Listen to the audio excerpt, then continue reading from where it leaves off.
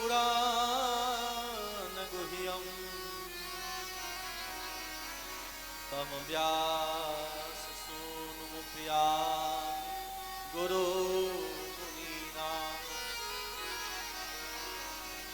मुनिनाम मलात्मनाम।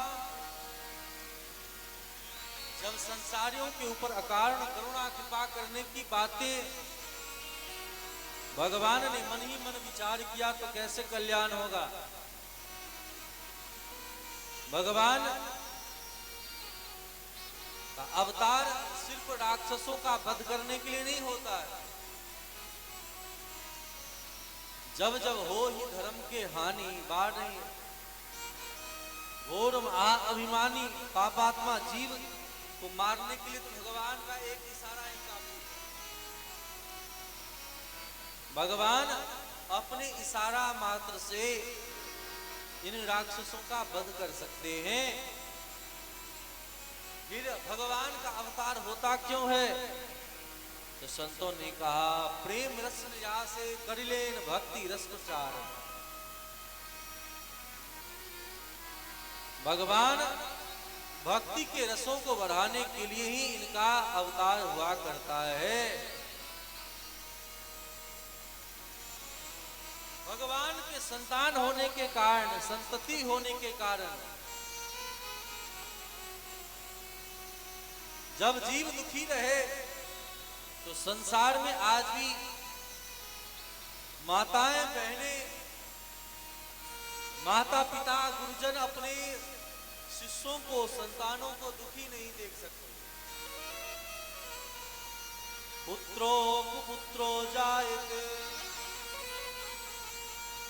पुत्रो कुपुत्रो जायेत माता कुमाता न भवति। एक माँ बाप से अनेक बच्चों का पालन पोषण हो जाता है, लेकिन अनेक बच्चे मिलकर के माँ बाप का पालन पोषण नहीं कर पाते।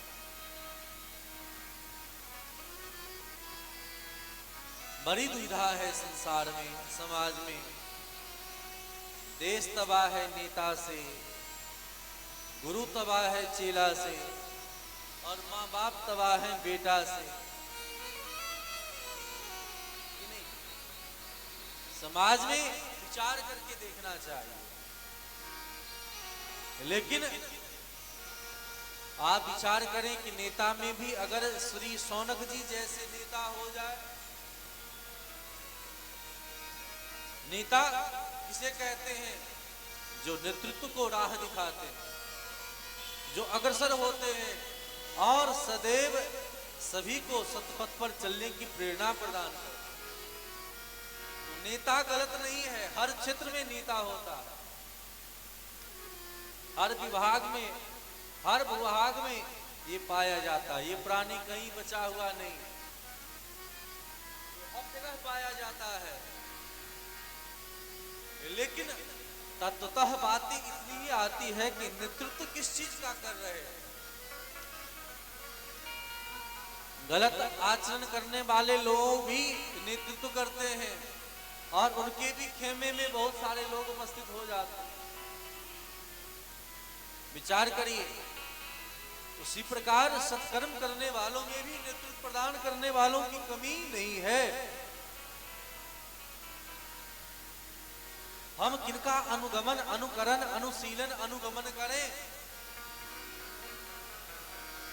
क्योंकि राह तो वही है जो भगवान ने बनाया है। और महापुरुष सब चल करके बतलाते हैं। महाजनो नयेन गतः सपन्थः। महापुरुष लोग जिस रास्ता से गए हैं, रास्ता वही तो है। लेकिन मनमुखी जीव जब अपने संसारिक दैहिक दैविक भौतिक सुखों को ही पाने के लिए जब अनेक प्रकार से लगा रहता है तो उनका कल्याण न खुद का होता है और न तो किसी का कल्याण ही कर पाते हैं। विचार करें।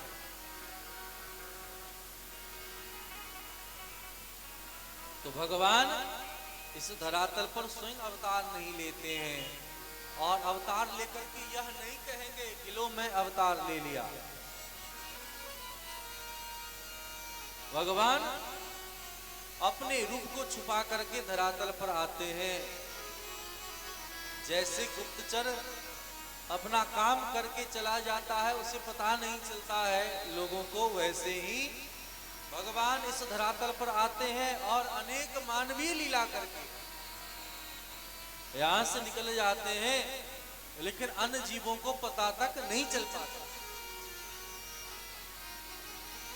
तो भगवान इस संसार के सबसे बड़े डायरेक्टर हैं। भगवान से बड़ा डायरेक्टर कोई नहीं, और संसार में जीवों के जैसा एक्टर कोई नहीं। समाज में, संसार में हर एक व्यक्ति अभिनय ही तो कर रहा है। संसार में अभिनय करने के लिए आप आए हो तो सुंदर अभिनय करते चलो। खाली हाथ आए थे और खाली हाथ जाना यह निश्चित है। मध्य की जो लीला है, उस लीला में ऐसा कर्म करो जो सुकृत रूपी पुण्य आपको सदैव याद करते रहे, क्योंकि नाम रह जाएगा आदमी का, साथ देती नहीं है किसी का। ये शरीर यही रह जाएगा, यह पद, यह प्रतिष्ठा, यह धन, यह दौलत, यह मान सब यही रह जाएगा। ये सब कहीं और आगे नहीं बढ़ेगा। इसीलिए जब तक आए हैं संसार में तो सत्कर्म करते हुए चले। लेकिन संसार में हम जीव जानते हैं कि भगवान के अंश हैं। ममैवांसो जीवलोके जीवभूत सनातनः। भगवान के अंश हैं। भगवान सुख के राशि हैं, भगवान सुख के हेतु हैं। लेकिन भगवान के संतान होकर के भी अगर हम जीव दुखी होंगे तो काम बनेगा? हम जीव का काम नहीं बनेगा। इसीलिए श्री सुखदेव जी महाराज कहते हैं कि ऐसे जीवों को गुरु शरणापन होनी चाहिए संसार सागर से पार करने के। निर्देह माध्यम सुलभम सुदुर्लभम लवम सुकल्पम गुरु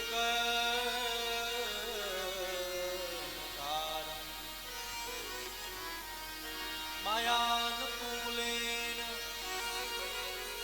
नभस्तेरितं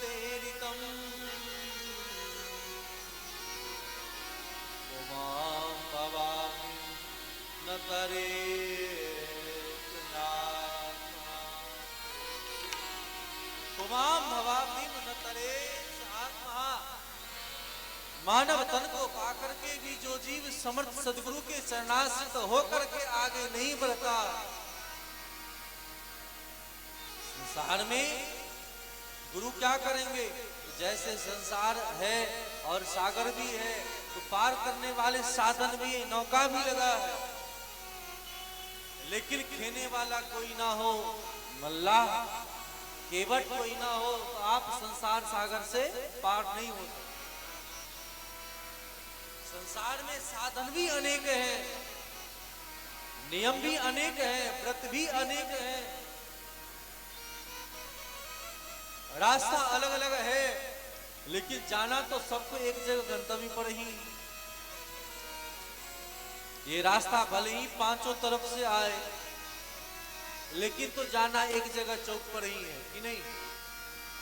भले ये पंचवटी है, भले ही यह पंचवटी है, लेकिन सबका ध्येय तो एक ही है कि हाँ, या तो कथा सुनने आ रहे हैं या तो कहीं जा रहे हैं। उसी प्रकार किसी भी योनि में हम रहे,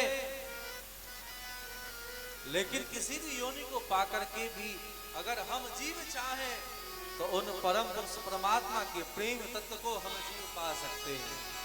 और उनका मूल ध्येय है और मूल तत्व है गुरु तत्व।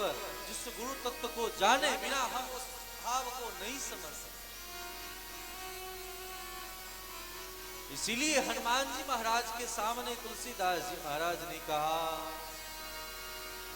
जय जय जय हनुमान गोसाई, जय जय जय हनुमान गोसाई, जय जय जय मान गोसाई,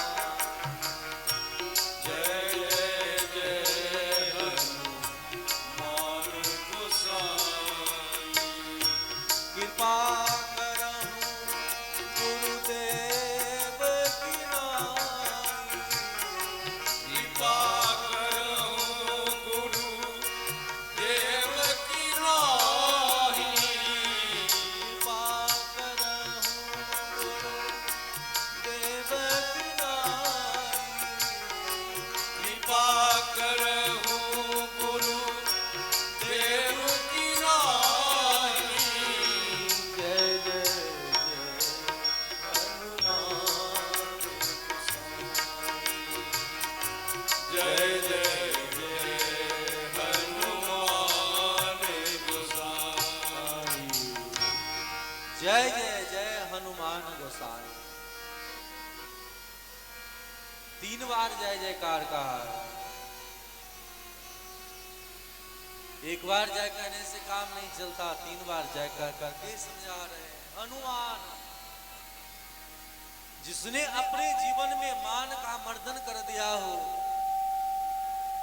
जिसके जीवन में अभिमान अनेक मात्र भी ना हो, वही व्यक्ति तो हनु हो सकता है।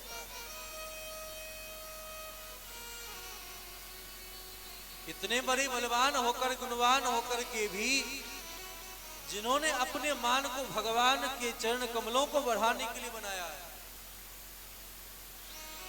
कथा आप सबने सुना होगा, वाल्मीकि रामायण की कथा है। श्री हनुमान जी महाराज जब लंका में गए और लंका में जाकर के खूब लड़े भिड़े, लंका को तो जलाया ही, अनेक सबको तो मार भी डाला, और इतने जोर से मारा कि एक बार तो रावण भी मर गया था। फिर भगवान के नाम जप करके रावण को हनुमान जी ने ही जीवित कर दिया। यह यश तो भगवान को मिलना है, मुझे नहीं चाहिए। विचार करना चाहिए। हनुमान जी महाराज जानकी जी से कहते हैं, हे माता जी, मेरे भीतर इतना बल है, आप मेरे पीठ पर बैठ जाओ, मैं अपने पीठ पर बिठा करके आपको यहां से सीधे भगवान राम के पास अभी पहुंचा दूं।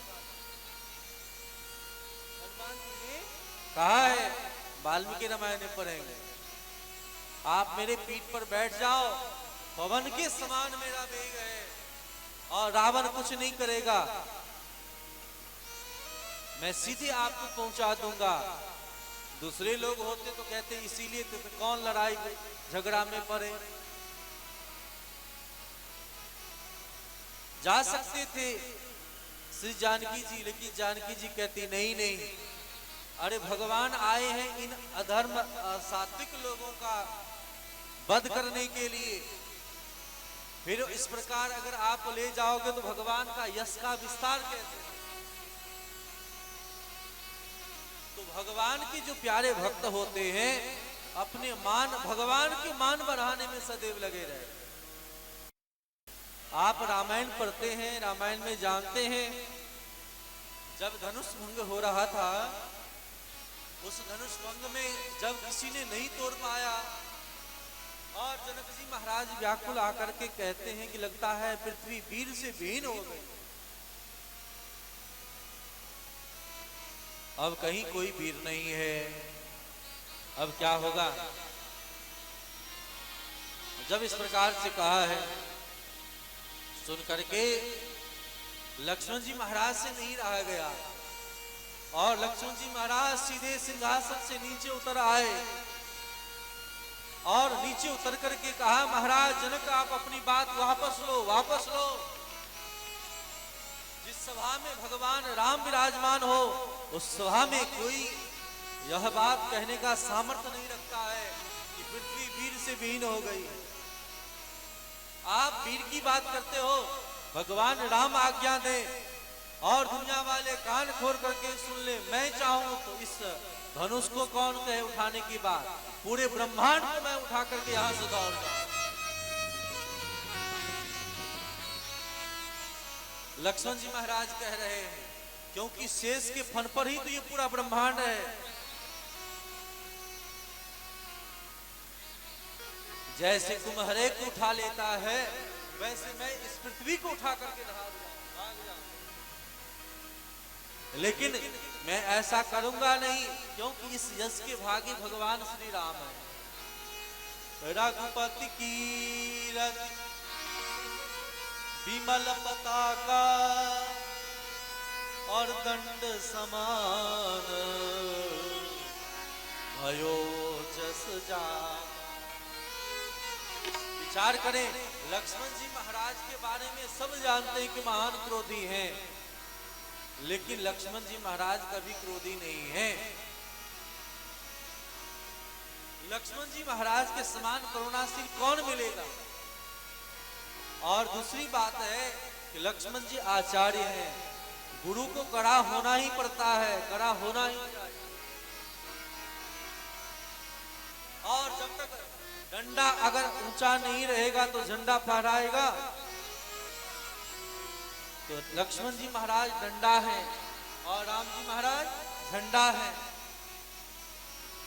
लक्ष्मण जी जब जब यश का विस्तार नहीं करेंगे, तब तक राम जी के यश का विस्तार हो ही नहीं।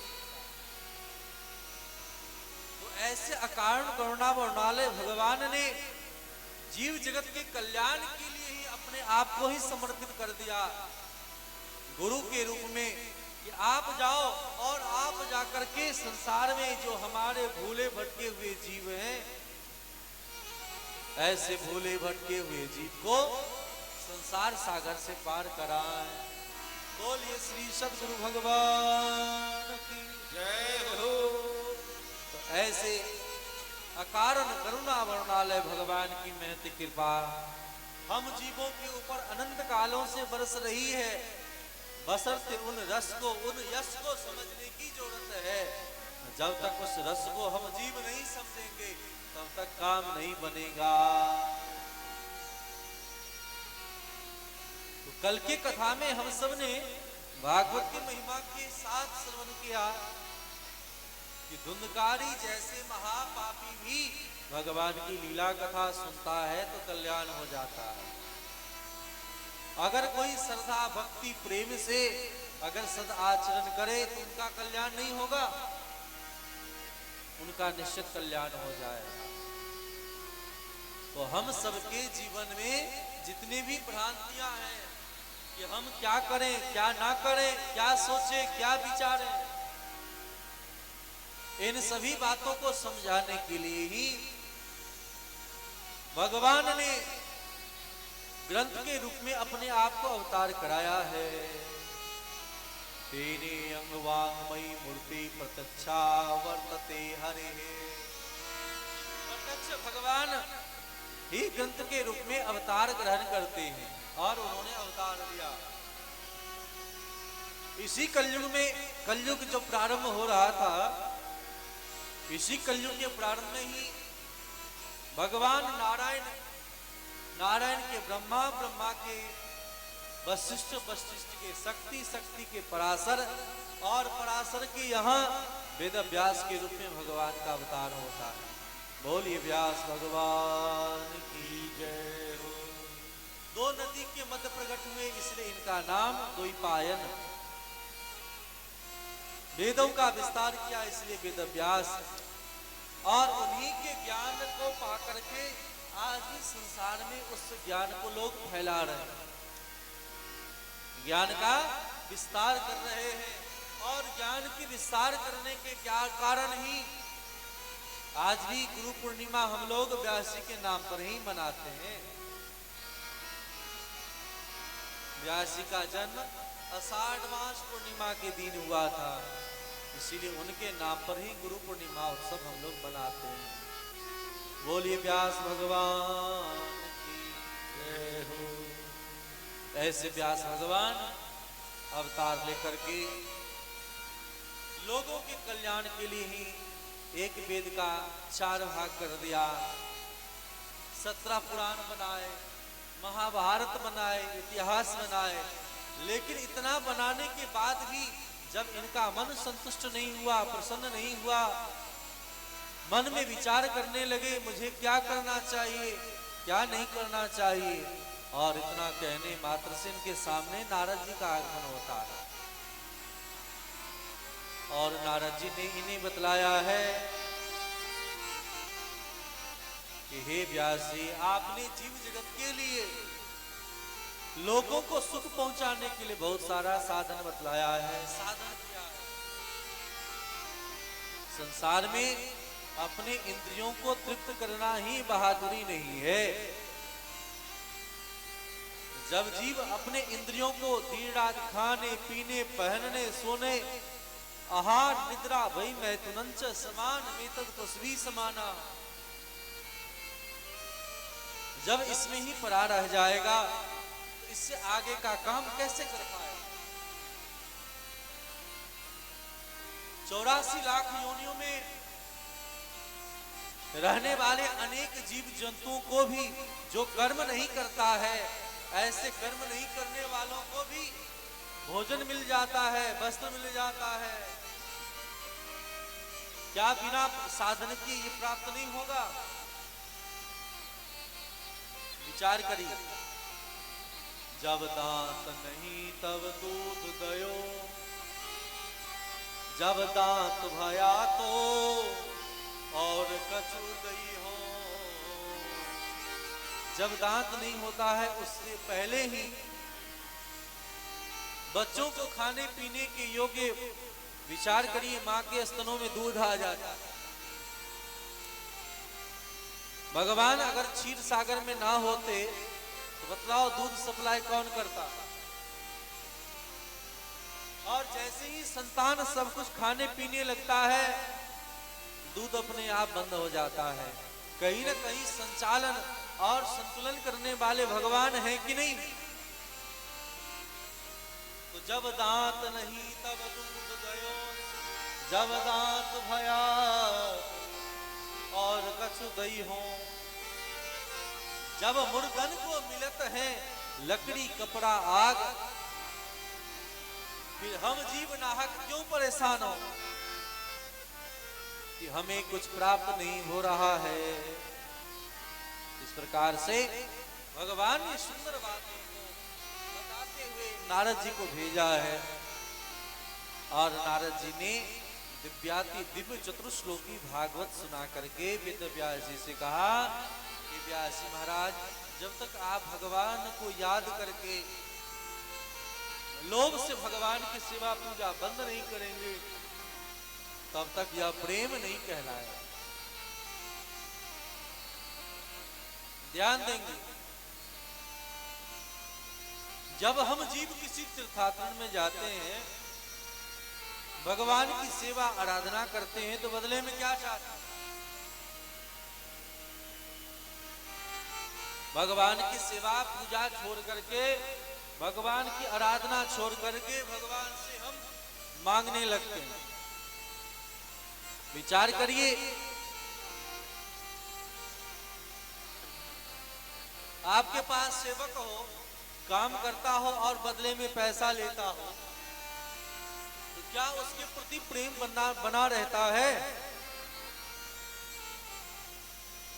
प्रेम नहीं बना रहता है। दुनिया में जितना काम करे उतना पैसा मिलता है, लेकिन भगवान के सामने जाते ही हम देते लेते कुछ नहीं, 2-4-5 रुपए की अगरबत्ती दिखा करके भगवान से सब कुछ मांग लेते हैं। दुनिया के हर एक वस्तु को हम खाएं पिए, गलत वस्तु खाएं, और जब अस्वस्थ हो तो भगवान को कहते प्रभु आपने हमें अस्वस्थ कर दिया। क्या ये सही है? विचार करें। भगवान कहते हैं सात्विक वस्तु खाओ, युक्ताहार विहारस्य, युक्त चेष्टस्य कर्मसु, युक्त स्वप्न बोधस्य योगो भवति दुःखः। लेकिन भगवान के बताए हुए मार्गों का हम अनुगमन नहीं करते हैं, मनमुखी हो जाते हैं। अगर अच्छा होता है तो हमने किया, और बुरा हो जाए तो भगवान ने कर दिया। तो भगवान के पास भी जाकर के न जान न पहचान, और भगवान से हम अनेक वस्तु की कामना कर लेते हैं। आप कहीं जा रहे हो और जाते जाते अगर किसी प्राइवेट गाड़ी को रोको तो रुकेगी?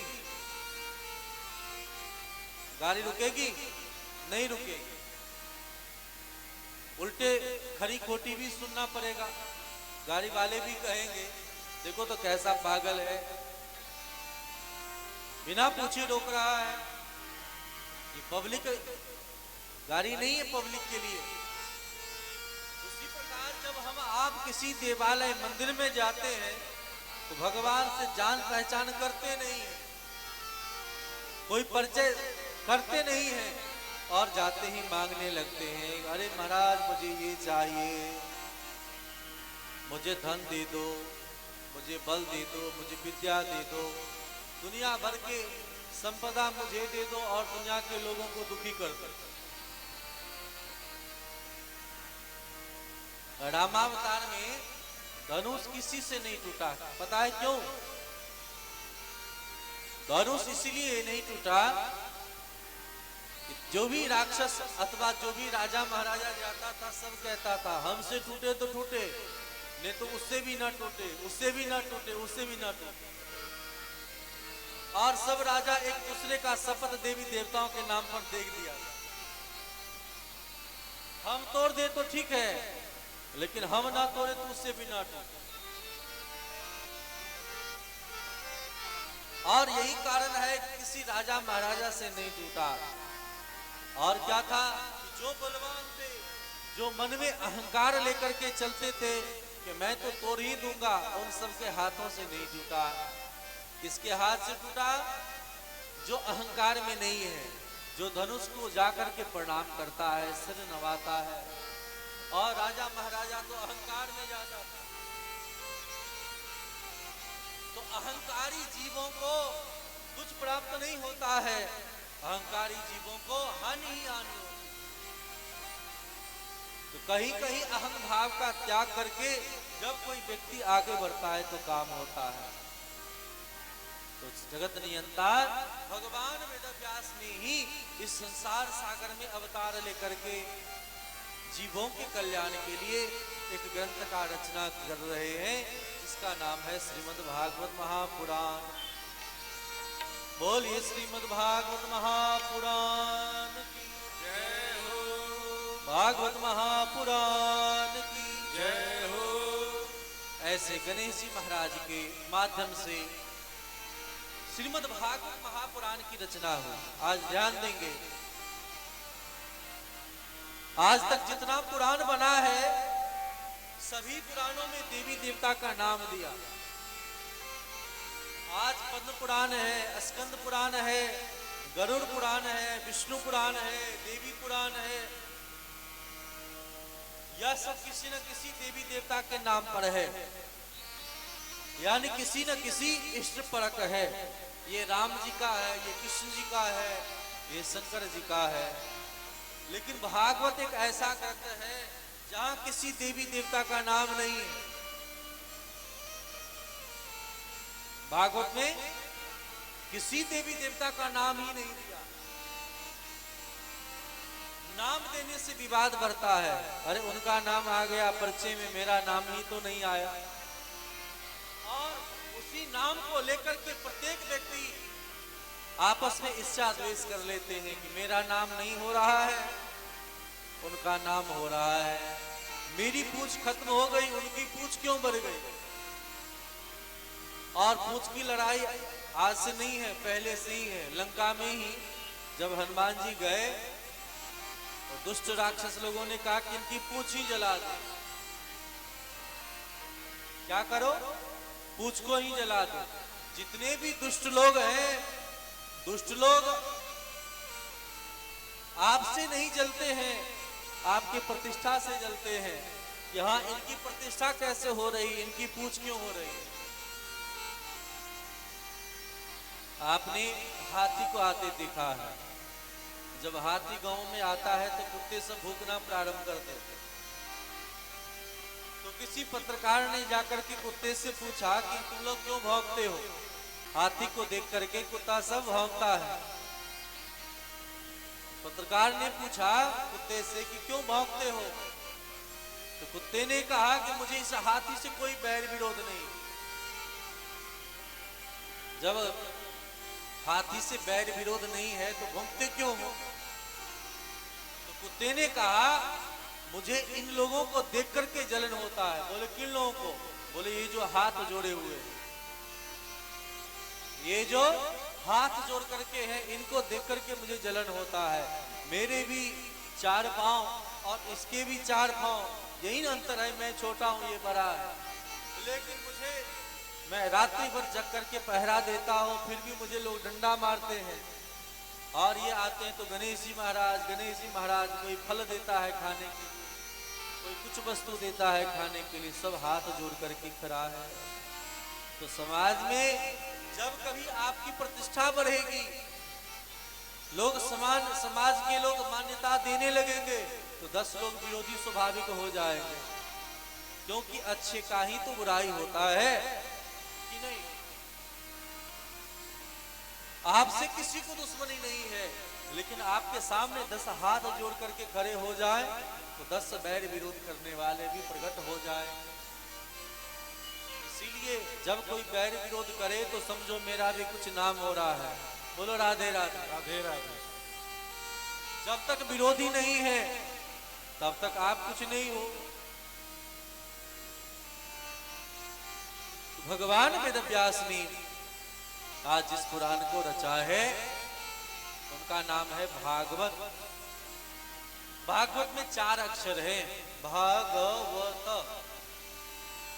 जिसका मतलब होता है भक्ति, ग का मतलब ज्ञान, व का मतलब वैराग्य, और त का मतलब इसमें विराजमान जो है भक्ति ज्ञान विरागाना। भा शब्दों कीर्ति वचनों, ग शब्दों ज्ञान वाचक। ग शब्द ज्ञान वाचक शब्द बतलाया गया है। जिन ज्ञान को जान करके समझ करके हम जीव संसार सागर से पार कर सकते हैं। क्योंकि ज्ञान के बिना कोई भी कर्म नहीं रह जाता है।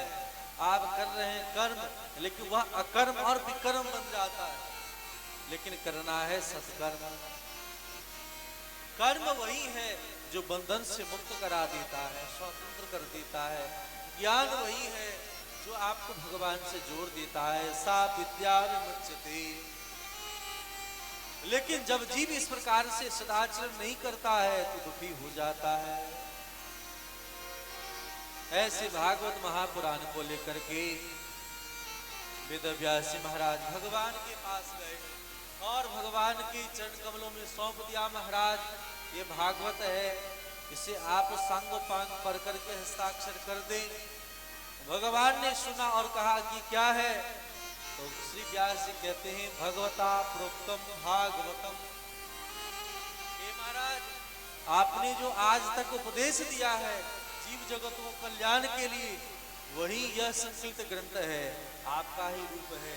भगवता प्रोक्तम भागवतम।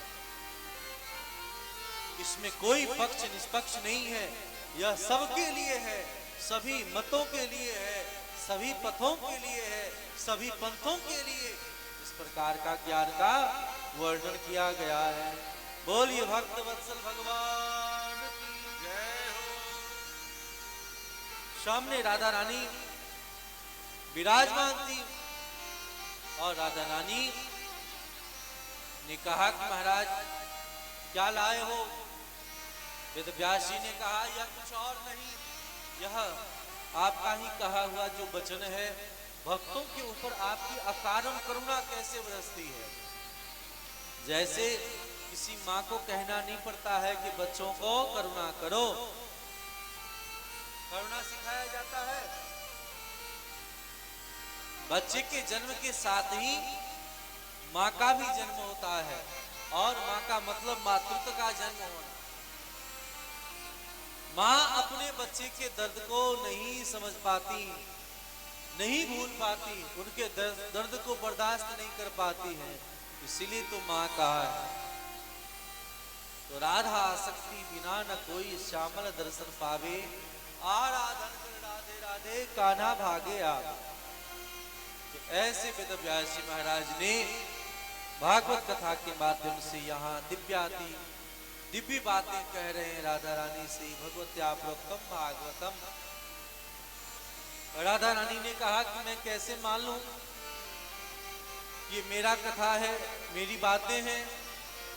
वेद व्यास जी ने कहा आप देख तो लो, मैं आपका नाम स्वतंत्र रूप से रख देता हूं। और तब से इस ग्रंथ का नाम हो गया श्रीमद् भागवत महापुराण। अन्य जितने हैं वह पुराण है, लेकिन यह महापुराण है, श्रीमद् भागवत महापुराण। आप किसी भी ग्रंथों में जल्दी श्री शब्द नहीं सुनेंगे, लेकिन यह राधा रानी के द्वारा प्रणीत जो ग्रंथ है, इसीलिए इसका नाम है श्रीमद् भागवत महापुराण। बोलिए श्रीमद् भागवत महापुराण की जय हो। ऐसा ग्रंथ, ऐसा ज्ञान जिसके एक भी आर्टिकल कटने वाले नहीं है।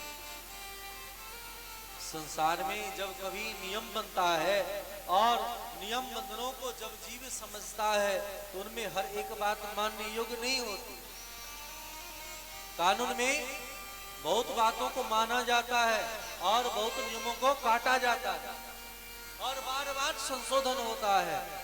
इसलिए तो समय को देख करके, व्यक्ति को देख करके, स्थान को देख करके या किसको क्या शिक्षा दे, यह समझना होता है। क्योंकि अगर फल हो और फल में गुठली हो, छिलका हो, तो उतारना होता है।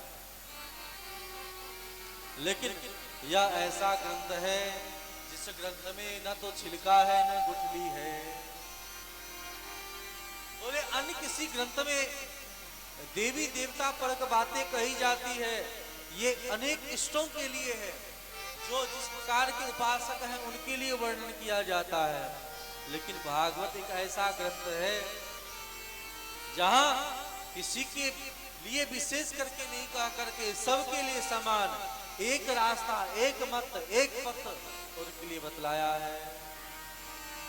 इसीलिए 3 श्लोक में मंगलाचरण करते हैं, जो वेद परक है। जन्माद्यस्यतः जन्माद्यस्यतोऽन्वयात् परतस्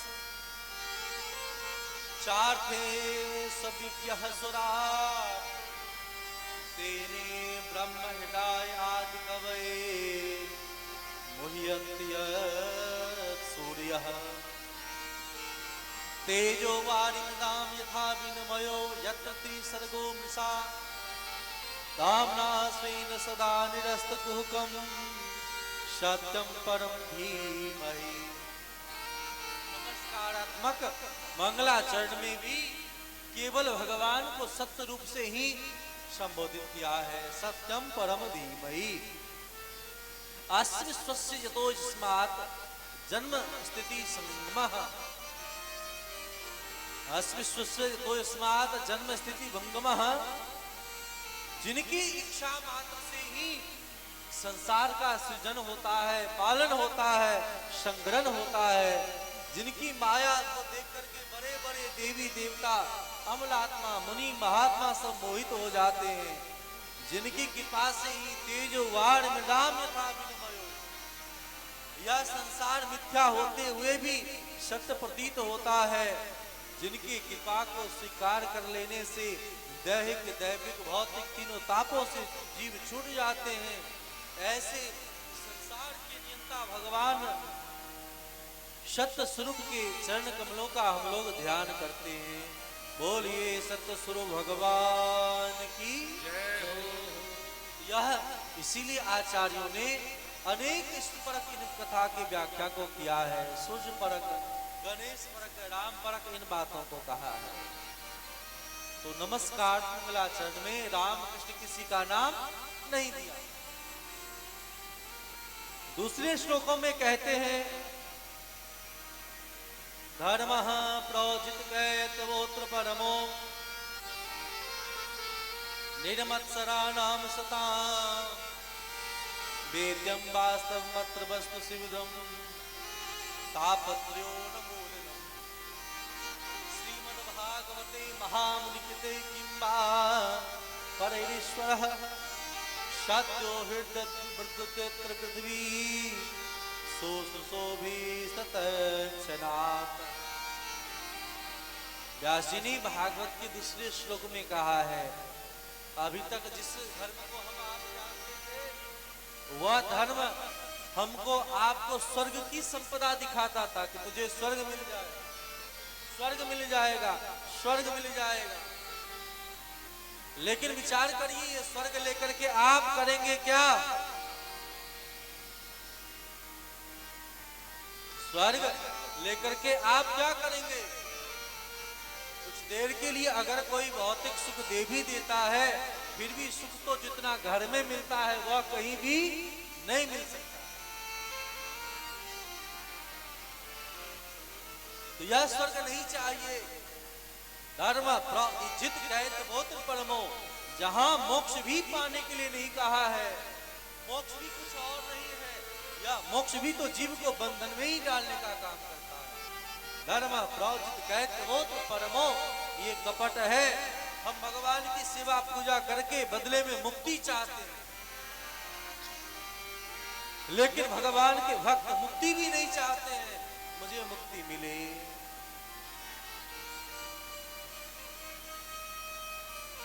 यही बात भरत जी महाराज ने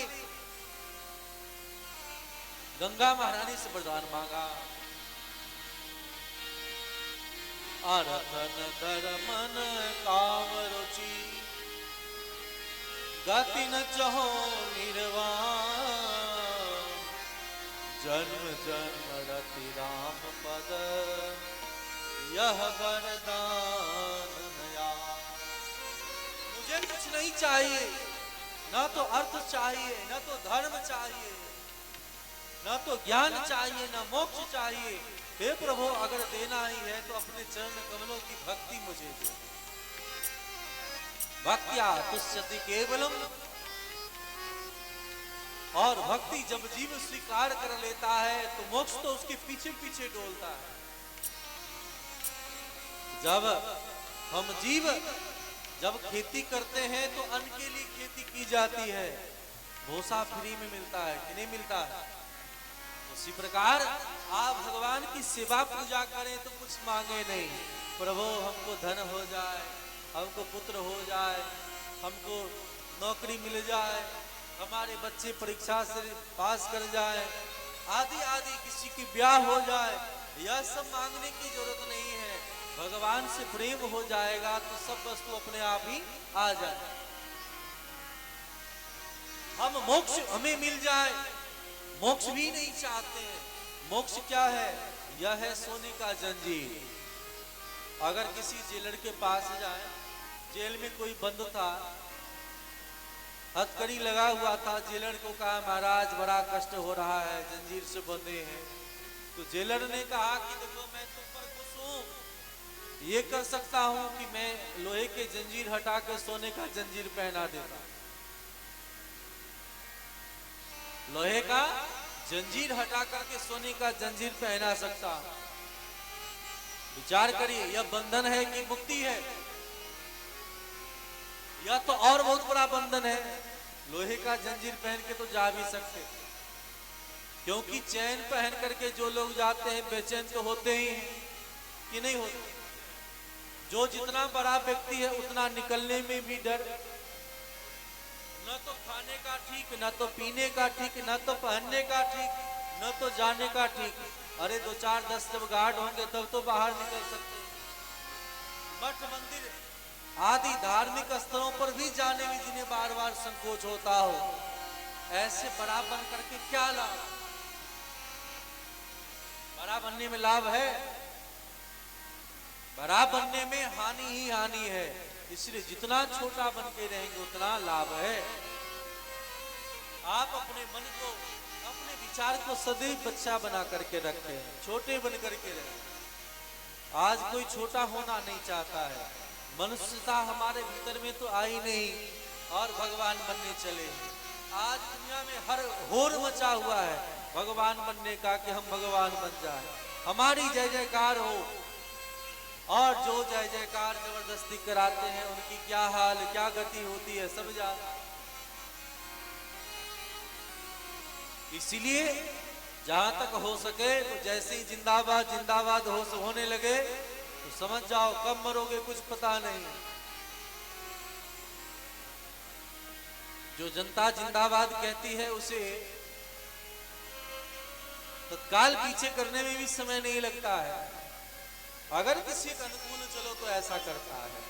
भगवान की शरणागत हो करके जब जीव आगे बनता है, आगे बढ़ता है, वही तो जीवित रहता है। आज जिंदाबाद किनका होना चाहिए? मीरा जी का।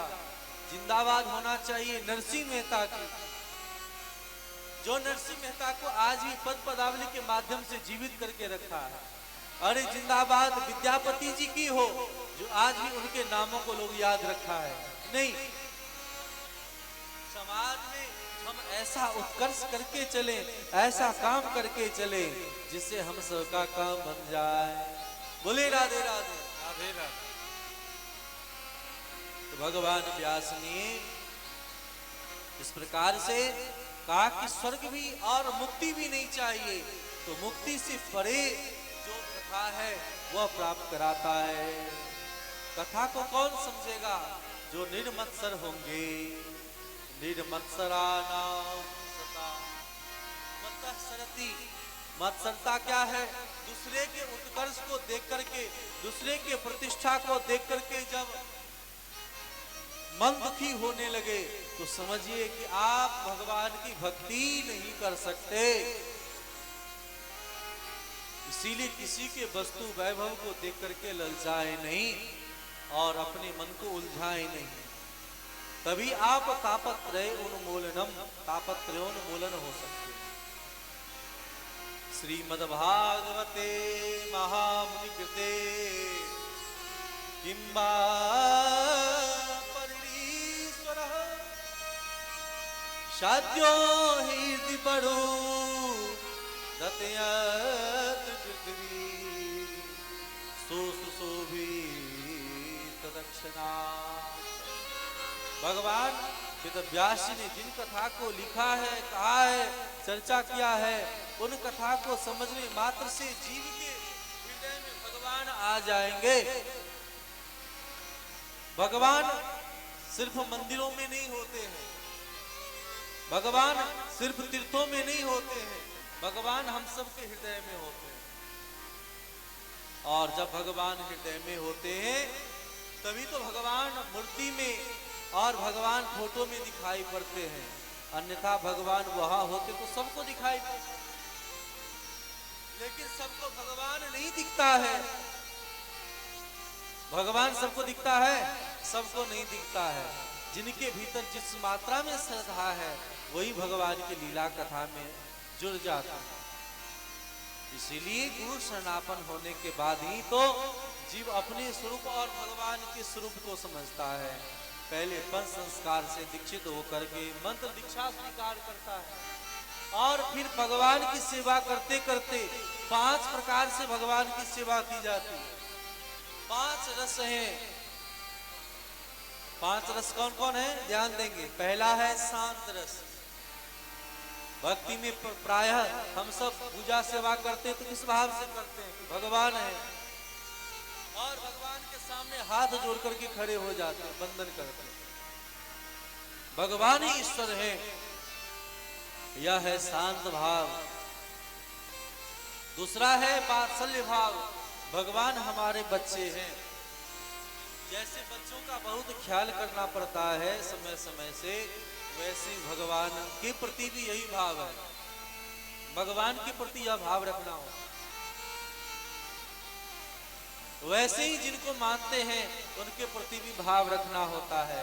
गुरु के प्रति भी यही भाव रखना होता है। पहला है शांत भाव और दूसरा है वात्सल्य। जैसे बच्चे का ध्यान रखते हैं, सेवा करते हैं, वैसे गुरु की भी सेवा करनी चाहिए। तीसरा भाव है शांत वात्सल्य, उसके बाद है सख्य अथवा दास्य। दास्य भाव से भगवान की सेवा की जाती है कि हम भगवान के दास हैं, भगवान के सेवक हैं, और भगवान की सेवा करते करते वात्सल्य भाव में प्रवेश मिलता है, जो यशोदा महारानी आदि करती हैं। पहला क्या है? शांत। दूसरा है दास्य। दास हम उनके सेवक हैं, तो सेवक जैसे स्वामी की सेवा करता है वैसे सेवा करनी चाहिए भगवान की, गुरुजनों की, बड़े जनों की। तो शांत, शांत के बाद दास्य, और दास्य के बाद वात्सल्य। ये दो रस उस वात्सल्य भाव में आ जाता है कि सेवक भी हैं और हमारे इष्ट भी हैं, तो तीनों भाव समा जाता है। और ये वात्सल्य के बाद आ जाता है सख्य भाव। भगवान हमारे दोस्त हैं, जैसे बच्चों को कहा जाता है कि दोस्त हो जाते हैं 16 वर्ष में, वैसे उनके प्रति सभी भावनाएं आ जाती हैं। ये तीनों रस उन चौथे सख्य रस में आ जाता है। देखिए सख्य, अगर सखा भाव ही भगवान को माने तो उनमें भी ये दास भी है, वात्सल्य भी है, और उनमें शांत भी है और दोस्ती भी है। चार भाव समा जाता है। और पांचवा है श्रृंगार रस। श्रृंगार भाव, हम भगवान के प्रति किस भाव से श्रृंगार रस से कैसे एकत्व होते हैं, एकत्व रूप का वर्णन किया जाता है। तदीयता, त्वदीयता, मदीयता और मदात्मिका, इस भाव से जब जीव भावित होकर के उपासना करता है तब उस जीव आनंद को प्राप्त कर लेता है। बोलिए भक्त वत्सल भगवान की जय हो। तो ऐसे श्रीमद् भागवत महापुराण की रचना वेद व्यास जी ने किया है। कहा भागवत में वर्णन किस बात का है, क्या है, कौन सा वस्तु है भागवत जी में? तो कहा निगम कल्पतरोड़ गलितम फलम सुखमुखाद अमृतम द्रव संयुतम पिबत भागवतम रसमालयम मुहुरहो रसिका भुवि भावुका। हे रसिक, हे भावुक, इस रस का नित्य निरंतर पान करो। जब इस प्रकार से चर्चा करते हैं, उस चर्चा को करने से, क्योंकि छिलका गुठली है ही नहीं और शिष्य पर शिष्य के माध्यम से प्राप्त हुआ है, तो लाभ उठाना चाहिए। जहाँ श्रेय, प्रेय, ध्येय, गे, इन सब के बारे में बतलाया है कि भगवान का अवतार क्यों होता है, भगवान अवतार क्यों लेते हैं, भगवान सगुण साकार हैं, भगवान निर्गुण निराकार हैं, कि सगुण निराकार हैं, किस भगवान की उपासना करनी चाहिए। और भगवान इस धरातल को छोड़ करके जाते हैं तो धर्म कम शरणम गतः, फिर धर्म किसकी शरण में जाता है, यह जानने की अभिलाषा है। श्री सूत जी महाराज से जब सौनक जी ने पूछा है तो सौनक जी कह रहे हैं, हे सूत जी महाराज, सूत महाराज से सौनक जी कह रहे हैं, हे सौनक जी, वेदव्यास जी महाराज ने भागवत तो बनाया, अद्भुत, अमूल्य, अकल्पनीय, अतुलनीय, लेकिन विचार कर रहे हैं पात्र तो बहुत अच्छा है, लेकिन सदपात्र को अगर ना दिया जाए यह श्रेष्ठ नहीं माना जाए। भोजन बहुत सुंदर बने, लेकिन पाने वाला अगर ठीक से ना पाए तो भोजन बनाना बेकार।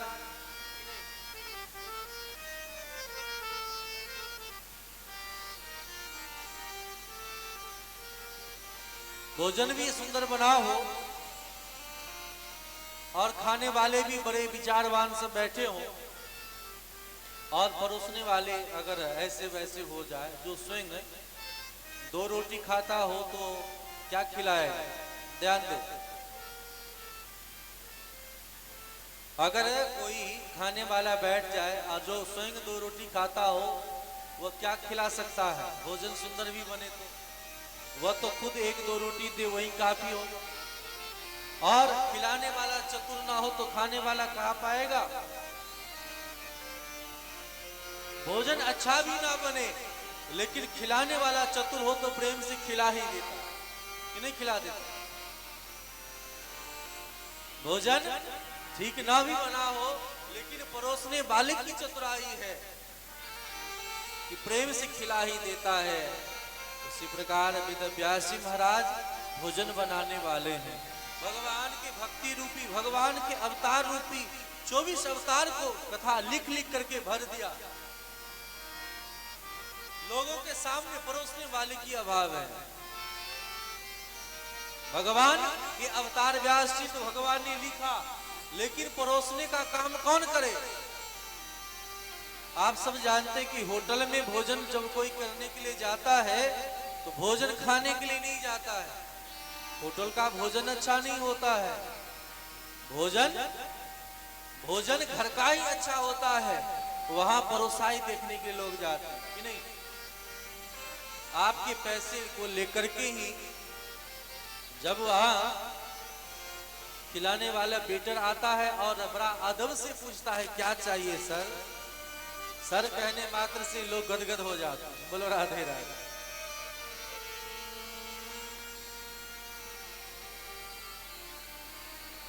होता है कि नहीं। होटल में परोसाई देखने के लोग जाते हैं कि किस ढंग से बैठे हैं, कोई खिला रहा है। अगर होटल का भोजन अच्छा होता तो सब दिन लोग होटल में ही भोजन करता कि नहीं। तो परोसने वाले की विशेषता है। इसलिए घर में जब पति आए, पुरुष वर्ग आए तो स्त्रियों को बड़े प्रेम से भोजन कराना चाहिए। ये नहीं कि भोजन कराते वक्त ही दुनिया भर की विविधता सुनाने लगे, उससे ये हुआ, उससे ये हुआ, ऐसा हुआ, वैसा हुआ। अक्सर माताओं बहनों को उसी समय सारी बातें याद आ जाती घर के काम का, क्योंकि और तो कोई मौका मिलेगा नहीं कुछ कहने का। खाने वक्त जब भोजन कराएं, पति ही क्यों ना हो, तो जैसे बच्चों को भोजन कराते हैं वैसे भोजन कराना चाहिए। पुत्रवत, जैसे पुत्र को माताएं भोजन कराती हैं वैसे ही एक स्त्री को भोजन कराना चाहिए। ऐसी कोई वार्ता ना करे जिस वार्ता से मन कलुषित हो जाए, मन दुखी हो जाए, भोजन ना करे। तो परोसने का काम कौन करे। भगवान ने कहा मैंने तो बना दिया। बोले परोसने का काम जितनी स्त्रियां कर सकती हैं, जितने प्रेम से खिला सकती हैं, उतना पुरुष लोग नहीं खिला सकता है कि नहीं। बना सकता है पुरुष, खिला नहीं सकता है। इसलिए खिलाने का काम स्त्रियां करती हैं। तो भगवान ने कहा कि मैंने बना तो दिया, खिलाएगा कौन, क्योंकि परोसने वाले की चतुराई है। तब राधा रानी ने कहा इससे भोजन खिलाने का काम मैं करूंगी।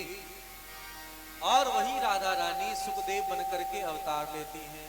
बोलिए श्री सुखदेव जी महाराज की जय हो।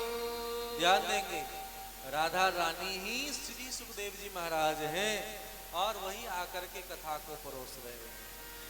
इसलिए पूरे भागवत में एक भी जगह राधा राधा नहीं लिखा है। पूरे भागवत में एक भी स्थलों पर राधा जी का नाम नहीं है, क्योंकि आत्म नाम, गुरु नाम, अपना नाम, गुरु का नाम, बड़े जनों का नाम, बड़े पुत्र का नाम नहीं लेना चाहिए। इससे आयु छीन होती है।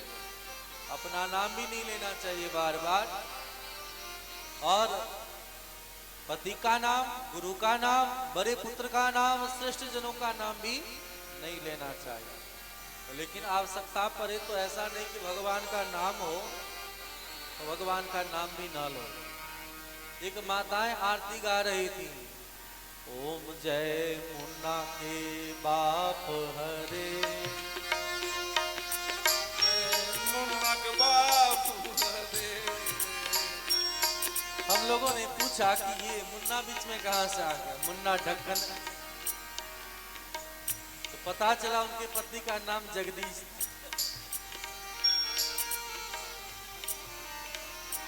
अब भगवान के नाम पर अगर है तो लेने में कोई बुराई नहीं है। अगर श्रेष्ठ का नाम नहीं लेना चाहिए तो सबसे श्रेष्ठ कौन है? विचार करो। भगवान से श्रेष्ठ कोई हो सकता है? भगवान से श्रेष्ठ कोई नहीं है। ना गुरु भैया, सबसे बड़ा रुपैया। कहते ना, सबसे बड़ा नाम भगवान का है। तो जो भगवान का नाम ले सकते हैं तो पति का नाम लेने में क्या बुराई? कहने का भाव है कि बड़े आदर के साथ, अदब के साथ, सम्मान पूर्वक नाम लेना चाहिए। और भगवान का नाम अगर है तब तो आपको और अधिक लाभ है कि नहीं? कि भगवान के नाम को लेकर के ही नाम लिया जाता है, तो भगवान का नाम का जप भी हो सकता है। इसलिए आगे हम लोग जब नाम की महिमा सुनेंगे तो जानेंगे कि कैसे अजामिल अपने पुत्र का नाम नारायण रखता है और पुत्र को बुला बुला करके भगवान को प्राप्त कर लिया। तोता पढ़ा पढ़ा करके वेश्या मुक्ति को पा जाती है, तो भगवान का भजन करके कौन ऐसा जीव है भक्ति को प्राप्त नहीं हो सकता है? तो राधा रानी भी श्री सुखदेव जी महाराज के रूप में अवतार लेने का विचार किया और वही अवतार ले रहे हैं। श्री शुक जी महाराज से सौनक जी ने कहा, ये सुखदेव कौन है? तब कथा सुनाते हैं कि राधा रानी ही गोलोक में एक बार मान करती हैं और भगवान श्री कृष्ण और राधा रानी के मध्य में एक तोता रहता है और यह तोता राधा रानी के गुणानुवाद को, पत्र को जाकर के श्याम सुंदर को सुनाता है और श्याम सुंदर के गुणानुवाद को राधा रानी को आके सुनाता है।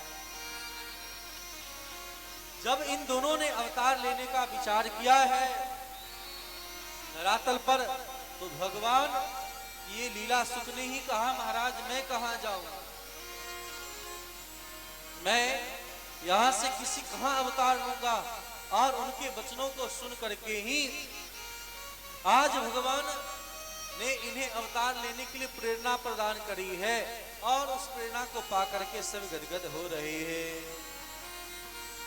वही लीला सुख आकर के सुख का माध्यम लेकर के अमरनाथ ने एक तोते के अंड के रूप में वहां प्रकट है और नारद जी महाराज के माध्यम से जब पता चलता है कि महाराज कल्याण कैसे होगा और मैं मर जाती हूँ, आप अमर हैं, भगवान भोलेनाथ कहते मैं अमर कथा जानता हूँ और अमर कथा अगर आप सुन लोगी तो अमर हो जाओगी। और उसी अमर कथा को सुनने के लिए भगवान शंकर अमरनाथ जाते हैं। अमरनाथ जाकर के डमरू का जब निनाद करते हैं और निनाद करने के कारण सभी पक्षी यह से उड़ जाते हैं। उस समय भगवान भोलेनाथ पार्वती के सामने भगवान की दिव्य लीला कथा, अमर कथा सुनाते और उस अमर कथा को जान करके, प्राप्त करके, सुन करके जब सब गदगद हो गए, महारानी सती सो गई है और कथा के मध्य में जाकर के जब जगी है, जगने पर उनका भाव से उठी हैं और कहती हैं, स्वामी यहाँ तक की कथा मैंने सुन लिया है, अब आगे की कथा क्या है यह मुझे श्रवण कराइए। भगवान भोलेनाथ ने कहा कि जब कथा आप सुन ही नहीं रही थी फिर कौन सुन रहा था? तोता की विशेषता है कि जो सुनता है वही बोलता है और वही लीला सुख कथा सुन सुन करके आगे बढ़ते जा रहे हैं, बढ़ते जा रहे हैं, हुंकार भर रहे हैं। उनके हुंकारता को देख करके भगवान शंकर को पता चल गया कि कथा इन्होंने सुना है और चोरी से, श्रद्धा से कथा सुना है, इसलिए भगवान शंकर गए। लेकिन शंकर जी के रूप को देख करके सुखदेव जी डर गए। यहाँ से भागे भागे बद्रीनाथ की ओर दौड़े हैं, जहाँ वेदव्यासी महारानी की पत्नी बीटका के घर में समा गए। भगवान भोलेनाथ ने भगवान वेदव्यास को सूचित कर दिया कि आपके गर्भ में, आपके घर में मेरा चोर आया है, इसे सुरक्षित रखना। और वहीं से सुखदेव जी महाराज माँ के उदर में 12 वर्ष तक पड़े रहे। माँ के गर्भ से निकल के नहीं आ रहे थे और जब माँ के गर्भ से निकल के नहीं आ रहे हैं, भगवान बार बार आकर के कह रहे हैं, बेटा निकल जाओ गर्भ से, तुम्हें मेरी माया नहीं लगेगी, लेकिन ये मानने के लिए तैयार नहीं है। महाराज माया तो संसार में आते ही लग जाती है। जो जीव गर्भ में भगवान का स्मरण करता है, वही जीव यहाँ आकर के भगवान को भूल करके संसार में क्वाहम करने लगता है। मैं और मेरे मन के चक्कर में फंस जाता है। कैसे कृपा बने? सुन करके भगवान ने कहा कि मेरा आशीर्वाद है, आपको माया नहीं व्यापेगी। और 12 वर्ष के बाद माँ के उदर से निकले हैं और निकलते सीधे जंगल में भाग गए। देखो कैसा वैराग्य है, माँ के उदर से निकले और निकलते ही जंगल में भाग गए। वेदव्यास जी हा पुत्र करते रोक रहे।